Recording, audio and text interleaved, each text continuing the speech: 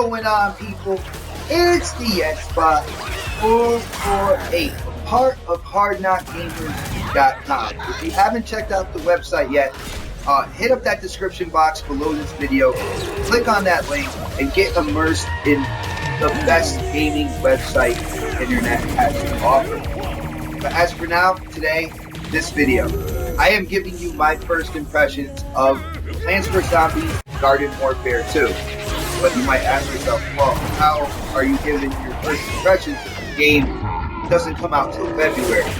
Well, these impressions are coming from the beta, so I could do a video, down the line, kind of, solidifying my impressions on this game, doing a review, giving it a rating.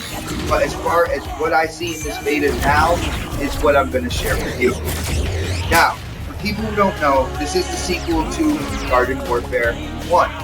When Garden Warfare 1 came out, it was a $30 title. It seems that EA and OCTAP have decided to back this game so much that they are now making it a $60 title.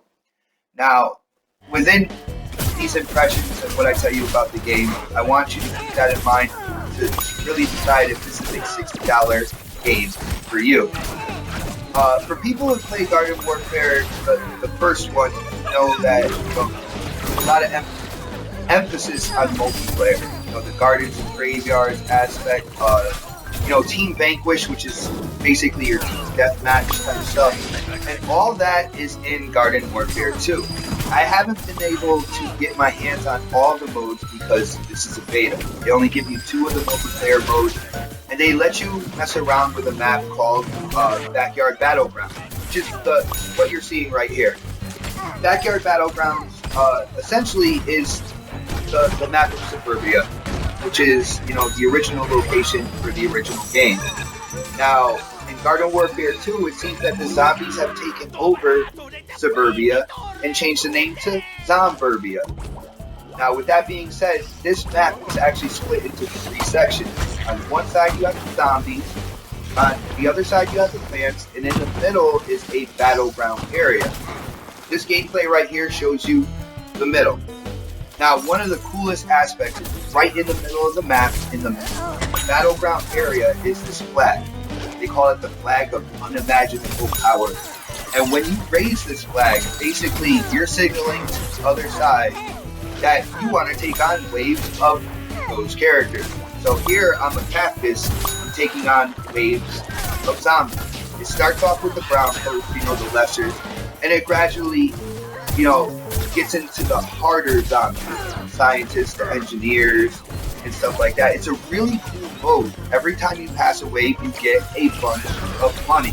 Now, the in-game money can be used to buy sticker packs, the same as the original Garden Warfare. And these sticker packs have a ton of customization pieces for your characters.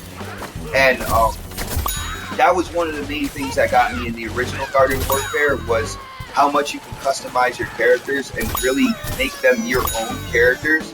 Now, from what I'm seeing in this beta, Garden Warfare 2 does not let you down in this aspect. There is still a ton of customization pieces. Not only that, there are new characters, like you have the Rose on the clan side, you have the kind of like superhero zombie on the other side. There's more characters to choose from, more customization.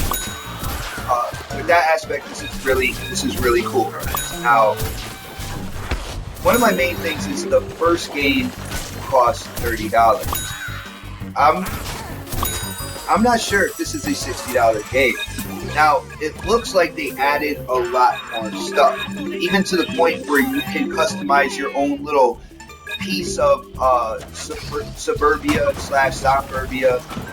Your backyard, you can actually customize it how you want to customize it. But what this game looks like to me is basically the same thing as Garden Warfare 1, with a couple new characters, a couple new modes, multiplayer, and then that's about it. So, in my mind, I'm not sure if this is a $60 title. Not only that, this is a really big year for games. You're looking at games like The Division, Homefront Revolution. Me, I have an X1, so I'm looking at, Crackdown, ReCore, Gears 4, Quantum Break. This is a really big year for games, and my impression here is that EA and PopCap tried to get this game out as early as possible to take advantage, to try to get sales before all these other games drop. I mean, all in all, it is a really cool game, and I know, it's a really cool beta, and the beta gives you basically the framework for what the game is. One of the 8-year-old twins absolutely loves the Plants vs. Zombies Garden Warfare. He loved playing the first one, and that would be one of my, main reasons to consider, getting this game, this $60 title. If it wasn't for him, I would probably hold off on it. And I like the aesthetics of the game. I like the cartoon nature. I like the serious shooter framework behind that cartoon nature. Some of the characters, like this Citron right here, just seem a little weak to me. Like that laser beam that he shoots, it just seems weak. I don't know. There's different variations to each character, so maybe a different variation of the Citron will have a more powerful beam. But all in all, I mean, it does look like a fun game, and in the end, you as a consumer have to decide whether or not this game is worth it. The beta's fun. It goes on until, I believe, the end of Sunday. So if you get a chance, definitely download the beta, try it for yourself, and then let me know what what you like and what you possibly dislike about the beta and the game. But this is my video for now. I hope you enjoyed it. If you did, definitely hit that thumbs up button for me. Hit up the comment section. I want to know if you're a Garden Warfare fan.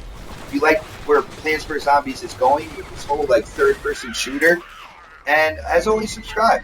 But as for now, this is the Xbox 448, and I am definitely signing off.